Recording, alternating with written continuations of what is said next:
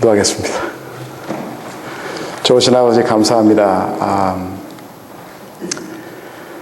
참 우리가 무엇이간데 이토록 사랑하셔서 우리로 하여금 호흡하게 하시고 하나님을 닮아가도록 무던히 노력하는 저희 당신의 사랑하는 아들 그리스도의 공동체로 삼아주신 하나님 감사드립니다. 하나님, 그럼에도 우리가 너무나 부족합니다. 하나님께서 맡겨주신 것들 제대로 감당하지도 못하는데 잘했다라고, 착하다고, 충성된 자라고 또 부둥켜 안아주시고 웰컴해 주신 하나님 감사드립니다. 하나님, 당신은 그렇게 좋으신 아버지이십니다. 당신은 그렇게 너무나 편한 분입니다. 하나님, 그런 분임을 저희가 또 한 번 이 자리를 통해서 고백하게 하시고 정말 이 삶에 하나님 또 한 번 우리가 생동감 있도록 그렇게 주님 축복해 주시기를 간절히 바랍니다. 오늘 주님 우리의 마음에 임재하셔서 말씀하시고 흠양하는 그런 귀한 예배가 되도록 하나님 역사하시기를 간절히 바랍니다. 고맙습니다. 예수님의 이름으로 기도합니다.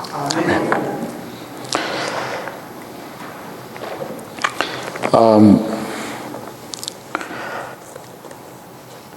저희가 이제 12년 됐는데요. 멕시코에 있은 지. 참 12년이 이렇게 짧은 기간이 아니었음을 일단 말씀드리고 싶습니다. 우리 교회도 지난주인가요? 24주년? 딱 2배를 이렇게 이제 생일을 맞아서 같이 이렇게 또 축복하고 그런 귀한 시간을 가졌다라고 제가 말씀을 드렸는데 참 24년도 아마 그렇게 짧은 시간은 아니었으리라고 생각되어집니다. 우리 목사님께는 물론이요, 또 우리 교회 여러분 한 분 한 분에게도 그 기간이 이렇게 짧은 기간은 아니었을 거예요. 정말 웃는 날이 많았다고 하면 우는 날도 적지 않았음을 아마 고백들 하셨을 것입니다. 저에게도 12년이 그런 기간이었습니다. 근데 우는 날은 사는 것 같은데 우는 날은 죽을 지경이죠. 그렇죠? 다른 말씀을 한다면 죽을 지경이라면 우리에게 숨이 멎은 것 같은 그런 순간들이, 아니 어쩌면 차라리 이렇게 이 세상을 떠나는 게 나을지도 모르겠다라고 하는 그런 허망된 꿈과 소원을 우리의 입술을 통해서 내뱉는 그러한 순간들이 우리에게 참 많이 있음을 우리가 고백을 합니다. 저희도 현지에서 사역을 하면서 그런 날들이 있었습니다. 선교지라고 처음 나가서 파송받아서 나갈 때는 정말 사명에 가득 차서 내가 이 세상을 정복하겠노라, 복음으로 정복하겠노라 하고서 나갔는데 첫 3년 동안은 정말 속된 말로 죽을 지경이었습니다. 왜 그렇게 싫은지. 근데 지금 저희가 이 12년 기간을 6년씩 해서 2번의 지역에서 지금 사역을 하고 있는데요. 이 지역으로 옮겨온 첫 3년 동안도 마찬가지였습니다. 왜 그렇게 서로 손발이 안 받는지. 그래서 정말 이거 잘못 온 것 아닌가, 이거 선교지를 바꿔야 되는 게 아닌가, 이런 생각이 드는 경우들이 너무나 많이 있었습니다. 저희들이 지금 이제 꾸아르나바카라고 하는 지역에서 사역을 하고 있는데요. 멕시코 시에서 1시간 반 정도 떨어진 지역에 있습니다. 근데 이곳으로 저희가 6년 전에 올 때 저희 팀장님께서 저희한테 신신당부를 하시더라고요. 너네들 가면 딱 한 사람만 조심하면 돼요. 그 사람만 잘, 속된 말로 잘 구슬리면 거기서 선교 사역 성공할 거다. 딱 이렇게 말씀하시더라고요. 근데 그분이 누군가 했더니 목회에 아주 오래 몸담고 일하시던 현지인 목사님이셨습니다. 당시만 해도 한 40년 넘게 사역을 하셨던 분이세요. 40년 동안 교회를 몇 개를 개척을 하셨는지 모릅니다. 개척에는 정말 도가 트신 분이셨어요. 그래서 지금 70이 지금 이제 넘어가시는데, 우리 목사님 만나 뵈셔서 아시지만 우리 프란시스코 멜렌데스라고 하는 목사님이십니다. 우리 팀장님이 그분의 이름을 저한테 이제 거론을 하시면서 그분이 어떤 사람인지를 조금 설명해 주시더라고요. 그래서 이제 조심하겠노라 하고서 그 지역을 갔는데, 가서 첫 번째 이제 목사님들과 같이 회의를 나눴습니다. 저는 이제 그 지역에 있는 노회를 담당해서 교회를 개척하도록 자꾸 장려하고, 그리고 현진 목사님들을 자꾸 이렇게 세워주는 그런 사역을 하는데요. 이 목사님께서 첫 번째 저를 향해서 내뱉으신 말씀이 있습니다. 그 말씀이 뭐냐면, 나는 인종차별주의자입니다. 딱 이 말씀을 하세요. 그러면서 당신이 미국에서 옛날 60년대부터 경험했던 그러한 것들을 몇 가지 열거해내더니 결국 나는 인종차별주의자가 되었습니다. 딱 이러는 거예요. 이미 벌써 저로 하여금 조심하라고 경고를 받았는데 당사자의 입술을 통해서 그 말을 딱 듣고 나니까 일할 맛이 안 나더라고요. 아니, 초면에 그런 말씀을 하시니까요. 그것도 어른 되신 목사님께서 그런 말씀을 하시니까 제가 초반부터 얼음이 얼었어요. 이거 어떻게 해야 되는 것인가. 하는 일마다 저는 살얼음을 걷는 것처럼 조심스러웠습니다. 혹시라도 목사님이 여차해서 너 이렇게 하면 어떻게 할까 하는 생각이 들어서 쉽지가 않았습니다. 근데 한 2년쯤 지났던 것 같습니다. 거의 2년쯤 됐었던 것 같은데 그때 사건이 한 번 있었습니다. 이분은 멕시코에서도 북쪽 지역 출신이세요. 북쪽은 멕시코 북쪽은 미국의 남쪽 지역처럼 사막 지역입니다. 이분들은 성격이 거칠으세요. 텍사스 분들 혹시 경험하셨는지 모르겠지만 텍사스 분들이 성격이 좀 와일드하십니다. 그래서 와일드 웨스턴 하면 그쪽 지역을 일반적으로 이야기를 하죠. 멕시코의 북쪽 지역 분들은 그런 성격을 갖고 있는 분들이에요. 그러다 보니까 말을 하면 속 안에 뭘 담고 있는 말이 없습니다. 그냥 놔두고 이렇게 담가 놓는 말이 없고 그냥 입에 담겨지는 말을 그냥 내뱉으시는 성격들을 가지신 분들입니다. 우리 프란시스코 목사님 바로 그런 분이세요. 그냥 내뱉으시는 거예요. 그런데 저희가 지금 사역하고 있는 이 지역은 산에 있습니다. 사막이 없어요. 날씨가 1년 내내 똑같습니다. 1년 내내 한 75도에서 한 85도 그 정도 선입니다. 1년 내내. 혹시 베케이션 보내고 싶으시면 저희 동네 오시면 아주 좋습니다. 저희가 3년 후에 또 안식년 오니까요. 저희 집이 6개월 동안 비어 있을 것입니다. 집세 안 내셔도 되고. 그렇습니다. 이 지역에 사는 분들 보면요. 날씨 변화에 아주 어려워합니다. 그래서 조금만 온도가 좀 바뀌면 쉽게 감기들 걸려요. 이분들은. 저희도 그 지역에 좀 살다 보니까 이제 쉽게 그 날씨에 적응이 돼서 좀 갑자기 추운 지역에 오면은 쉽게 감기 걸립니다. 그래서 늘 조심들을 하고 다닙니다. 근데 이분들은 어떤 성격들을 갖고 있냐면 말을 직접 말하지 못합니다. 어떤 문제가 생기면 직접 얼굴과 얼굴을 상면해 가면서 그렇게 그 문제 해결을 할 줄 모릅니다. 항상 뒤로 돌려요. 말을 빙빙 돌려서 그렇게 해결하려고 합니다. 그런데 우리 프란시스코 목사님은 그런 성격의 소유자가 아니신 거예요. 그러니까 그때까지 한 10몇 년, 거의 20년 동안 아마 이 지역에서 생활하신 것 같은데 이 지역에서 생활하면서 만나는 분들마다 늘 충돌해 오셨던 거예요. 제가 그 회의석상에서 그것을 목격하게 됐습니다. 그래서 이야기를 했죠. 목사님, 제가 보기에는 목사님은 인종차별주의자가 아니라 문화충돌주의자시네요. 그랬습니다. 문화가 다른 것을 서로 이해를 못하니까 그냥 부딪히고 마는 거예요. 그러다 보니까 이것이 인종차별인 것처럼 그렇게 본인도 인식을 했고 현지인들도 그 지역주의 거기에 있는 다른 목사님들도 힘들어 하셨던 것이죠. 제가 그 말을 딱 던지고 목사님, 저도 목사님 편입니다.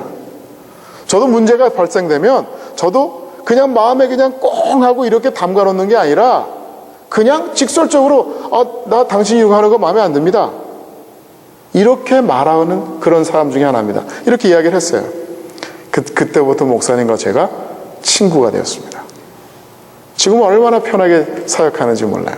그런데 목사님이 그때부터 지금까지 굉장히 저하고 제일 어렵게 시작을 했지만 가장 가까운 그런 관계를 가진 분 중에 한 분인데 그것보다 더 가까운 계기가 가까워지는 그런 경험하는 계기가 또 한 번 있었습니다.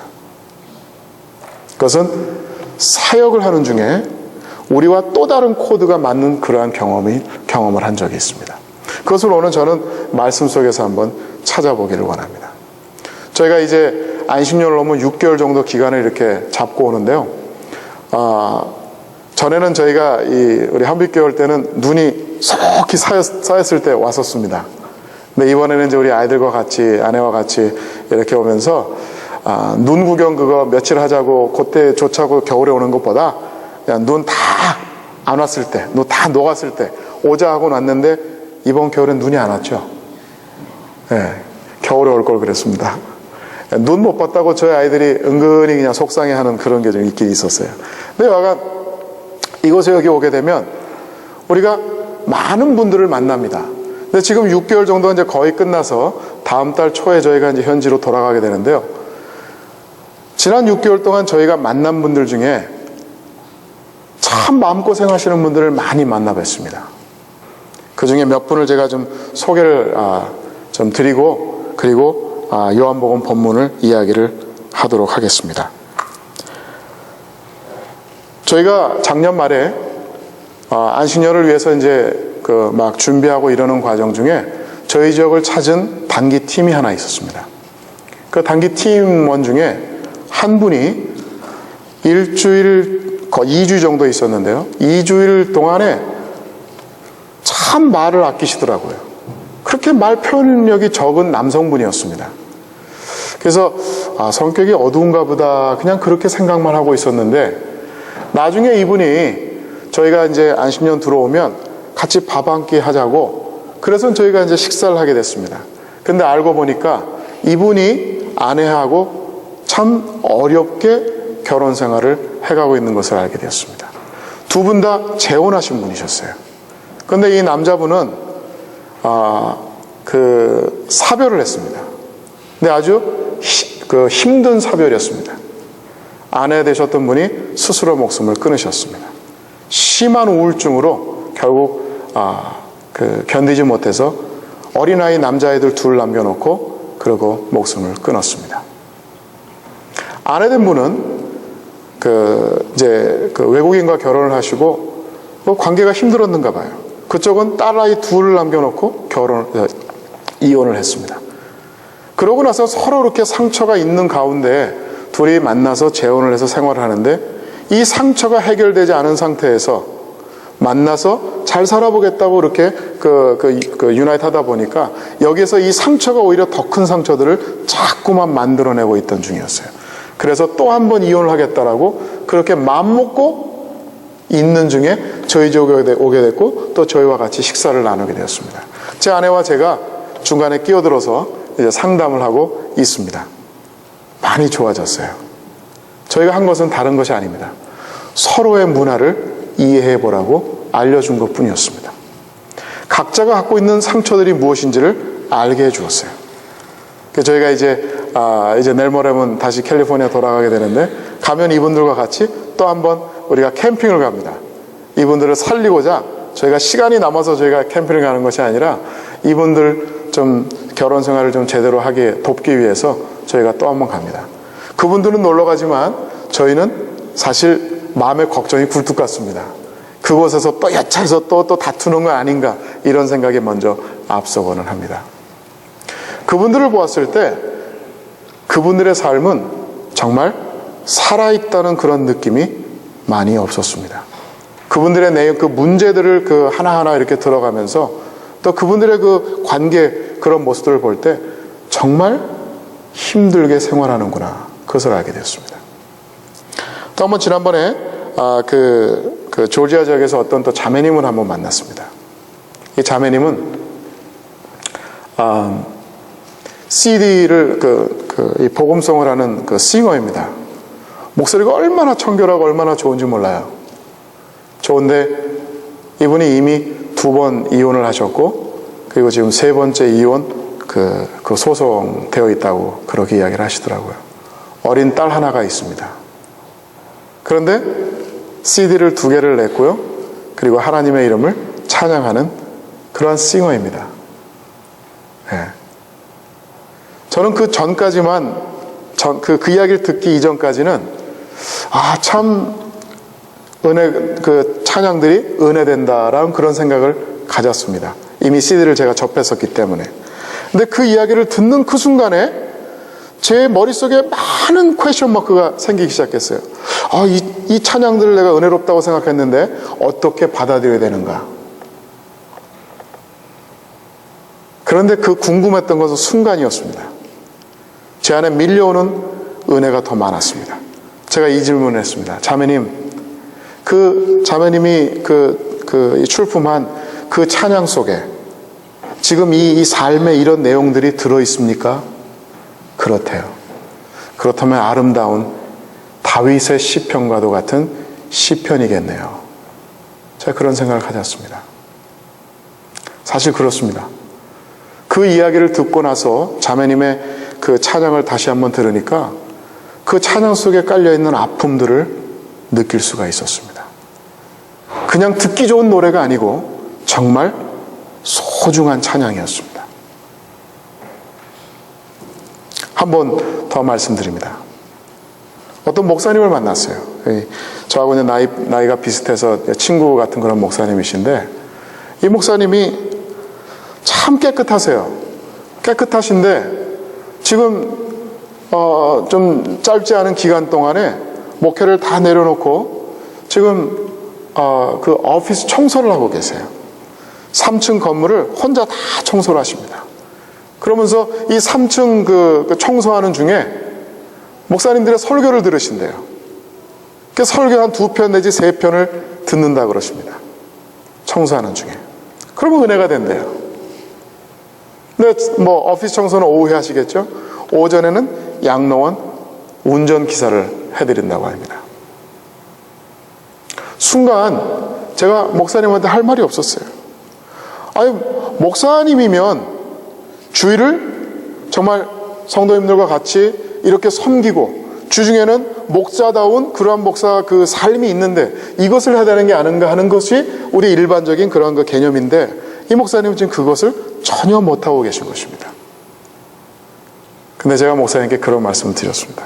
목사님, 우리 성도들의 삶이 얼마나 고된지 이제 삶의 의미 공부를 하시네요. 응원합니다. 열심히 하십시오. 그러고는 왔습니다. 그런데 이런 이야기들이 이분들의 이야기들만은 아니죠.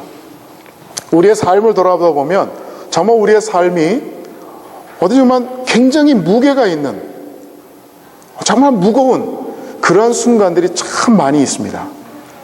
그런 순간들에 우리는 어떻게 다시 극복하고 일어나는가 하는 것입니다. 과연 무엇이 우리로 하여금 다시 한번 일으키도록 하는 것인가, 이것을 한번 생각해 보기를 원합니다. 요한은요, 이 요한복음을 기록하면서 이 1장 1절부터 태초에 말씀이 계시니라, 이 말씀이 하나님과 함께 계셨으니 이 말씀은 곧 하나님이시니라, 그가 태초에 하나님과 함께 계시고 만물이 그로 말미암아 지은 바 되었으니 등등 이야기를 하면서 과연 무슨 생각에 가득 차서 이런 말씀으로 복음서를 시작하고 있을까? 저는 이 생각에 잠겼습니다. 과연 요한이 지금 무슨 말을 하고자 이러한 정말 아주 그 심오한 그런 진리가 담겨 있는, 우리 신학자들끼리 그런 이야기들 많이 합니다. 이거 얼마나 어려운 구절인데, 얼마나 깊은 말인데.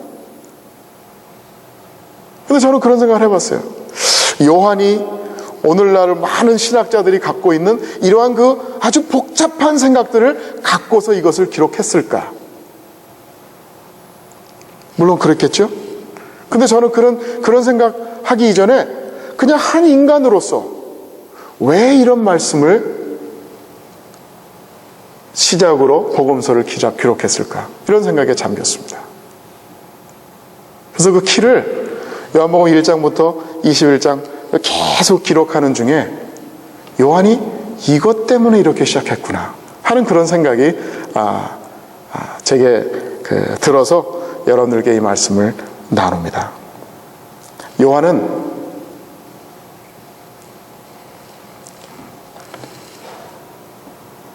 우리들이 겪고 있는 삶이 얼마나 고된지를 알고 있었습니다. 요한은요, 우리의 삶이 그렇게 호락호락 쉬운 삶이 아닌 것임을 잘 알고 있었어요. 그래서 처음부터 우리에게 희망의 메시지를 주고자 정말 너무 아주 심오한 진리가 담겨있는 이런 말씀으로 시작을 합니다. 태초에 말씀이 계시니라. So what? 태초에 말씀이 계시니라. 도대체 이 말씀이 우리와 무슨 상관이 있는가? 그것을 1장 후반부터 기록해 나갑니다. 요한은요, 요한 복음서를 통해서 많은 개인들을 다루고 있습니다. 여러 그 인디비주얼 그 개인들을 이렇게 소개를 하고 있는데요. 그분들 한 분 한 분들을 보면 이 사람들의 삶이 쉽지 않았다는 것이에요. 날마다 웃고, 날마다 기쁘고, 날마다 행복하고, 날마다 정말 잔치를 베푸는 이러한 삶을 사는 사람들이 아니었다는 것을 요한이 소개를 하고 있습니다. 1장 마지막 부분에 보면요, 나다니엘이라는 사람이 있습니다. 이 나다니엘이라는 사람은 사사건건 의심을 하는 사람이었어요. 얼마나 꼬인 눈으로, 얼마나 인생에 꼬였으면 뭐든지 제대로 보는 게 없어요. 그냥 걸고 넘어집니다. 예수님? 그 베다니에? 나사렛에? 거기서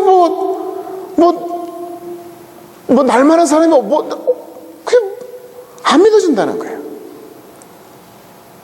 친구들의 소개로 예수님을 찾아가지만 예수님을 찾아가서 만나는 순간까지, 예수님께 첫 말씀을 듣는 그 순간까지 이 사람의 마음속에는 온갖 의심이 가득 차 있는 것입니다. 우리 중에 그런 분들이 있죠? 똑바로 말을 해도 안 믿어요. 항상 걸고 넘어집니다. 그렇죠? 제가 그런 사람 중에 하나였습니다. 제대로 안 믿겨져요. 안 믿겨져요. 그래서 일단 한번 의심을 해봅니다.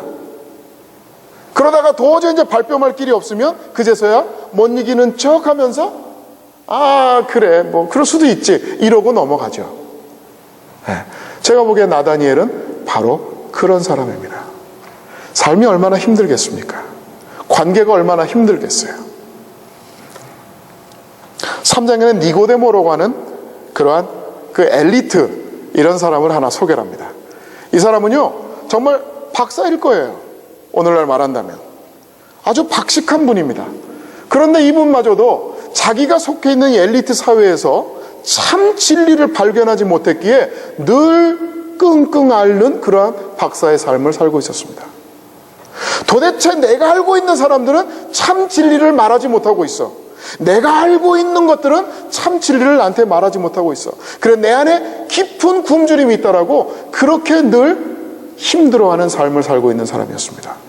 그럴듯한 환경에서 살고 있는 사람이었어요. 사람들, 일반 대중에게 정말 대우받는 그런 삶을 사는 사람이었습니다. 그러나 그 마음속에는 늘 굶주림이 있었습니다. 힘든 삶을 그런 사는 사람이었습니다. 예수님을 만나고 나서 그에게는 정말 뭔가 뻥 뚫린 것 같은 그러한 아주 그 시원함을 경험하게 되었습니다. 4장에는 사마리아 여인이 나옵니다. 사마리아 여인은요, 중독된 삶을 살고 있었습니다. 굶주림이 심하다 보니까 그 굶주림을 채우기 위해서 이것저것 다 건드려 봅니다. 이 자매가 건드린 것은 남자였습니다. 사랑에 굶주렸기 때문에, 그렇기 때문에 남자를 건드렸습니다. 5명씩이나 남자를 만나게 됐습니다. 예수님이 말씀하신 것처럼 심지어 5번째 남자와 살고 있는데도 불구하고 그 남자가 남편이 아니라고 이야기했을 때 여인이 수긍을 했습니다. 그렇습니다. 이 남자마저도 나에게 만족감을 주지 못하고 있습니다라고 그렇게 고백을 하고 말았습니다. 사는 게 아니죠. 이런 환경이 되면 만족함이 없으면 삶이 사는 게 아닙니다. 5장에 보면 38년 된 핸디캡 환자가 나옵니다. 38년, 도대체 얼마 동안 환자 삶을 살았는지 모르지만 일단 38년 된 환자라고 그렇게 소개를 하고 있습니다. 이 사람은 삶의 방향성을 잃은 사람이었어요. 힘든 삶을 사는 사람이었습니다. 네. 삶의 방향성을 잃어보면요, 어느 하나에만 집착하는데 그 집착하는 것마저도 건강치 못합니다. 이 환자는 건강치 못한 것에 집착하기 시작했습니다. 너무 힘들었죠. 그것에 예수님이 찾아오셔서 삶의 방향성을 제시해 줍니다. 네. 8장에는 간음 현장에서 발각돼서 그 즉시로 사형 선고를 받고 그리고 죽음 직전에 서 있는 어떤 여인을 소개하고 있습니다. 마찬가지죠. 네. 하루아침에 눈이 멀어서 간음한 것이 아니라 어떠한 그런 삶의 흐름이 있었습니다. 그것에 빠져드는 것이에요. 그러다 보니 사형 직전까지 가는 그러한 삶의 순간을 지금 맞고 있는 것입니다. 자, 이 자매가 그러한 순간에 딱 도달했을 때 그 자매의 마음은 어떻겠습니까? 힘들겠죠. 한 명만 더 말할까요? 9장에는 소경이 나옵니다. 태어날 때부터 소경이었습니다. 나이가 얼마나든 어린 아이인지 젊은 청년인지 이미 나이가 좀 드신 분인지 모르겠지만 일단 사회적으로 그 겉으로 보이는 어떠한 그 일반인들과 다른 그 한 육체적인 조건 때문에 이 사람은 사회에서 왕따당하는 삶을 살고 있었습니다. 지나가는 아이들마다 손가락질을 했을 거예요. 지나가는 아이들마다 소리를 질러가면서 이러쿵 저러쿵 아마 못 살게 굴었을 것입니다. 그러한 삶을 살고 있었던 소경에게 예수님이 다가오셔서 그에게 또 하나 삶을 회복하는 그러한 어떤 무엇인가를 던져주십니다. 자, 이것이 요한이 이제 마지막 장까지 계속 개인들을 자꾸 열거하면서 소개하는 복음의 내용입니다. 그런데 요한이 이 사람들만 등장시키는 것이 아니라 이 모든 여러 삶의 환경에 있는 사람들에게 예수님을 등장시키십니다.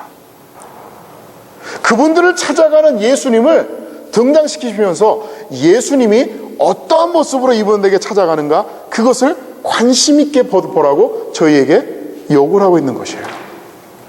예수님은요, 이분들을 찾아가면서 예수님은 자기 자신이 하늘에서 온 생명수라고 이야기를 합니다. 우리는 그냥 수도가에서 나오는 물을 마시면서 우리의 갈증을 해소하는 것으로 만족하고 마는데, 예수님은 하늘에서 내려온, 당신이 하늘에서 내려온 생명수라고 말씀하시고, 굶주린 5,000명에게는 하늘에서 내려온 생명의 떡이라고 이야기를 하시고, 그렇게 자신을 소개하시면서 내가 너희에게 어떤 의미를 가진 자냐 하면서 스스로를 우리에게 제시를 하시는 것이에요. 여러분이 만난 예수님은 어떠한 분이십니까? 여러분이 오랜 기간 동안 신앙생활 하시고 혹은 짧은 기간 동안 아니면 아직 만나지 못한 예수님은 과연 여러분에게 어떠한 분이십니까? 어떠한 삶의 환경에서 여러분은 예수님을 정말 만났고 그분이 정말 어떠한 모습으로 여러분을 찾아오셨다라고 여러분은 스스로에게 말씀을 던지십니까?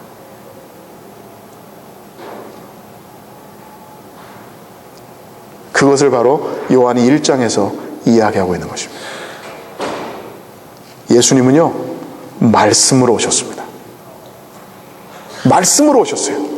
러거스라고 하는 그것으로 예수님은 우리에게 찾아오셨어요. 근데 이 러거스라고 하는 이것은요, 우리가 그냥 귀로 듣는 그것이 아니고 우리가 우리의 삶으로 받아들이는 그런 말씀이에요. 귀가 들어서 즐거운 그런 예수님이 아닌 것입니다. 우리의 영혼이 예수님을 받아들임으로 인해서 우리의 영혼이 살아나는 것이에요. 그것을 오늘 본문에서 이야기를 하고 있습니다. 11절에 이렇게 얘기하고 있습니다. 자기 땅에 오매 자기 백성이 영접지 아니하였으나라고 이야기를 하고 있어요. 예수님이 이 땅에 오셨을 때는요, 그냥 우리가 잘 먹고 잘 살라고 오신 것이 아니라 우리로 하여금 잘난 사람이 되도록 하기 위해서 오신 것이에요. 하나님 우리를 만드셨을 때 우리는 정말 잘난 사람으로 만드셨습니다. 하나님 우리를 만드시고 얼마나 하나님이 스스로 만족하셨는지 몰라요. 야, 정말 잘 만들었다. 1장에서 말씀하시잖아요. 하나님이 좋아하셨어요. 좋아하셨어요. 얼마나 잘 만드셨으면 좋아하셨어요. 우린 그렇게 잘난 그런 작품이었습니다. 그런데 우리 스스로가 우리를 평가하기를 우리는 잘난 사람이 아니라고 스스로 이야기하고 있습니다. 머리가 막 흥크러지거나 조금 좀 일을 해서 땀이 난 이런 상태에 있으면 순간 나 자신을 누구한테 내보기가 쉽지가 않습니다. 옷이 약간 좀 추해지거나 좀 더러워지면 누구 앞에 이렇게 선뜻 나가기를 우리는 꺼려합니다. 우리 스스로를 제대로 모르고 있기 때문입니다. 요한이 등장시키는 이 개개인들을 보면은요, 자기에 대한 하나님의 작품 가치를 깨닫지 못한 사람들입니다. 왠지 아세요? 자기가 살아있음을 알지 못했기 때문입니다. 이들이 예수님을 찾아왔을 때 이들은 숨을 멎은 상태였습니다. 호흡이 없는 상태에 왔습니다. 삶의 킥킹 당하는 이러한 순간에 지금 예수님을 찾아왔습니다. 예수님을 만났습니다. 그때 자기의 온전한 모습을 발견할 수 있었어요. 자기의 가치를 발견하지 못했던 것입니다. 그때 예수님이 오셔서 이렇게 말씀하십니다. 나는 너에게 말씀이라고요. 말씀이라고요.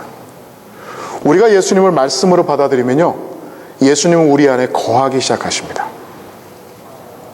성령님과 더불어 예수님이 거하기 시작하십니다. 우리는 성령님을 알고 있기를 루아흐라고 알고 있죠. 그것은 호흡입니다. 호흡이에요. 예수님 우리에게 말씀으로 들어오시면 성령님과 더불어 우리 안에서 새 생명을 만들어냅니다. 그리고 나 자신이 누구인지를 발견하게 합니다. 그러고는 세상에 주눅드는 우리가 아니라 세상에게 자신 있게 복음을 갖고 나가는 그런 우리가 됩니다. 우리가 비록 가진 것이 없고 우리가 비록 학식이 많지는 않지만 자신 있게 세상에 나가서 하나님의 자녀다운 그런 삶을 사는 것입니다. 그것을 요한이 말씀이 계시니라고 말하면서 우리에게 던지는 도전입니다. 우리에게는 세상에 갖지 못한 것이 있어요. 우리 안에 예수님이 있습니다. 아멘? 우리에게 예수님이 있어요. 예수님이 있다는 것은요, 우리에게 세상에 갖지 못한 새로운 호흡이 있다는 것을 말합니다. 우리는 호흡하는 자입니다. 우리는 숨을 멎은 자들이 아닙니다. 아모스가 그런 이야기를 합니다. 아모스가 우리가 얼마나 좀비와 같은 이런 삶을 살고 있는지 그런 이야기를 합니다. 때가 되면은요, 먹을 것이 없어서가 아니라 마실 것이 없어서가 아니라 듣는 말씀이 없어서 기갈하는 시대가 온다고 이야기를 합니다. 그때 사람들이 어떻게 반응하는지 아십니까? 갈 바를 몰라 좌로 우로 치우치는 이러한 삶의 모습을 보인다라고 이야기를 합니다. 다시 말해서 좀비와 같은 삶을 산다는 것이에요. 움직이긴 하지만 살아있는 자가 아닌 그러한 삶의 모습을 갖고 만다는 것입니다. 지금 바깥에 예수를 모르고 있는 이들은 그러한 삶을 살고 있는 것이에요. 그럴듯한 옷을 입은 좀비입니다. 머리를 예쁘게 이렇게 머리를 콤한 그러한 이들입니다. 그러나 그들에게는 삶이, 생명이 없는 그런 삶을 살고 있습니다. 저희는 멕시코에서 그런 분들을 많이 만날 수 있었습니다. 두 분만 소개를 하겠습니다.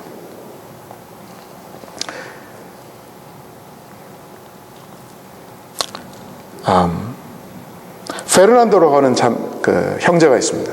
페르난도라고 하는 형제는 예수님을 모르는 형제였습니다.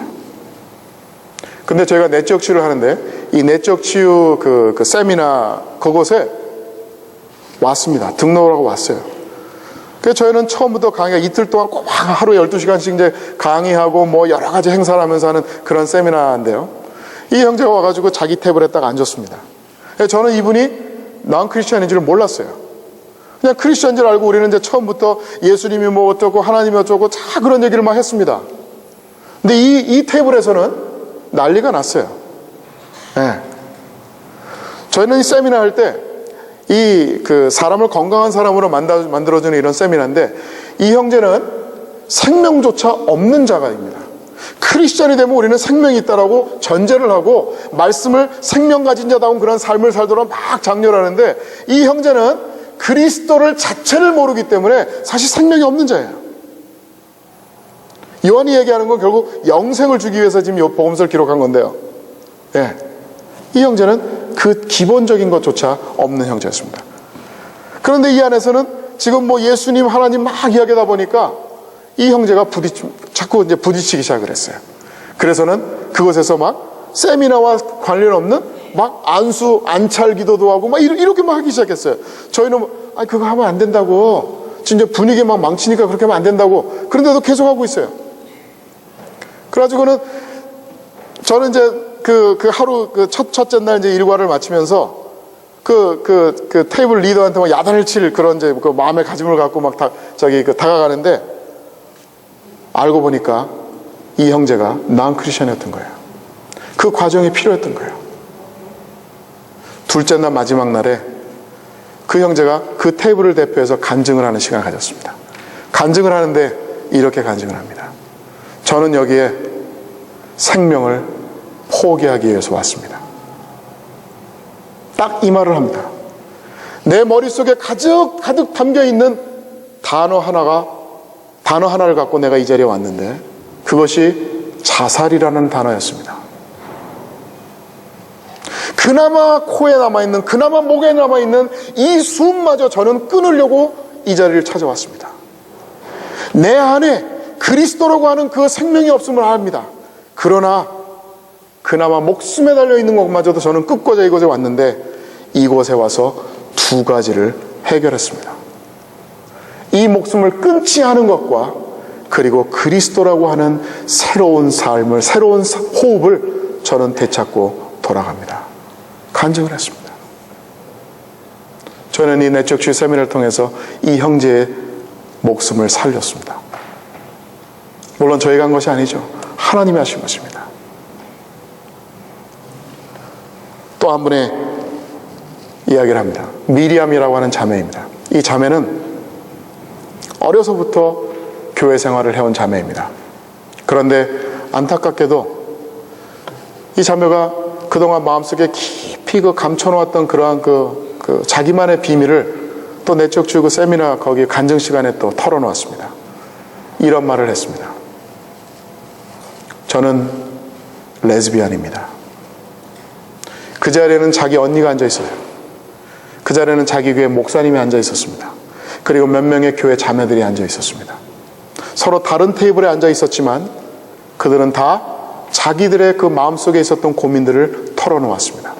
그런데 이 자매는 자기 테이블에서도 털어놓지 않았던 것을 앞에 나와서 간증 시간에 털어놓았어요. 저는 그것이 너무나 희한했습니다. 이 시간이 되면 각 테이블마다 한 사람씩 간증을 누가 할 것인지 자기네들이 토의를 해서 저한테 명단을 줍니다. 근데 이 자매가 그 명단 안에 없었어요. 근데 저는 순간 어떤 한 자매의 이름을 제가 딱 보고서 제가 입술로 그 자매 이름을 이야기를 했습니다. 그런데 이 이름하고 제가 말한 이름하고 다른 이름이었어요. 알고 보니까 그 자매가 제 마음에 들어오게 됐고, 그 자매가 앞에 나와서 간증하게 되었습니다. 나와서 한 말이 바로 그것이었어요. 나는 레즈비언입니다. 내가 레즈비언이 된 그 경우가 어떻게 됐는지 아십니까? 하면서 설명을 구구절절 해나가는데, 자기가 어렸을 때 출석했던 교회의 목사님께서 이 자매를 성적 추행을 했던 것입니다. 그 순간부터 이 자매는 레즈비언이 됐습니다. 남자가 미웠어요. 그리고 여자들을 찾기 시작했습니다. 우리 모두는 얼마나 울었는지 모릅니다.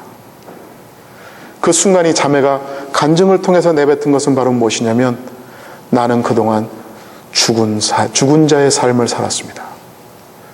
내가 산다고 살았지만 나는 목숨을 가진 삶을 산 것이 아닙니다. 그저 마지못해 살아온 것입니다. 마지못해 살아온 것입니다. 그러나 내가 이 자리에서 예수님을 온전히 맞았고 예수님을 영접했습니다. 예수님을 영접하는 이 순간과 함께 나는 이제 되찾은 호흡, 그러한 호흡을 가진 자의 삶을 살기 시작하는 것입니다. 이제는 내가 사는 것이 아닙니다. 내 안에 들어와 계신 예수님이 나를 대신해 사는 것입니다. 그렇게 고백하는 것이었습니다. 우리는 어떠한 예수님을 경험하였나요? 여러분이 경험하신 예수님은 어떤 분이십니까? 정말 이들처럼 요한이 복음서를 통해서 우리에게 소개하는 이 개개인들처럼 그렇게 새로운 호흡을 되찾은 그러한 자의 삶을 살고 있나요? 만약 그렇지 않다면 우리에게도 이들과 같은 그러한 경험이 필요하지 않을까요? 그러한 정말 호흡 같은 호흡을 되찾으시는 그러한 삶을 사시는 모든 여러분이 되시기를 주님의 이름으로 축원합니다. 기도하시겠습니다.